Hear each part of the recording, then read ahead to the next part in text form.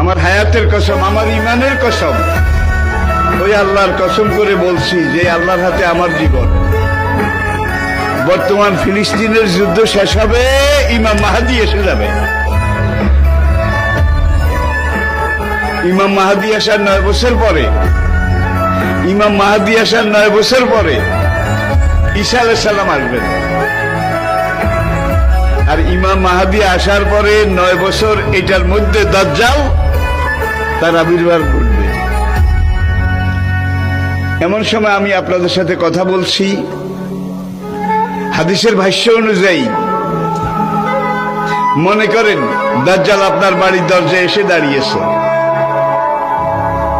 এমন সময় আমি আপনাদের সামনে কথাগুলো বলছি, যেই সময় মনে করেন ইমাম মাহাদি আপনার ঘরের সামনে এসে দুয়ারের কড়া নাড়তেছে। কত কাছে আল্লাহর নবী ইমাম মাহাদি সম্পর্কে, দাজ্জাল সম্পর্কে 70টা ভবিষ্যৎবাণী করেছে। কয়টা? তার মধ্যে 66টা হয়ে গেছে, বাকি আছে কয়টা? এই 4টার মধ্যে কিন্তু ইয়াজুজ মাজুজ বাইরে হবে, সব খাইয়া ভালো হইব।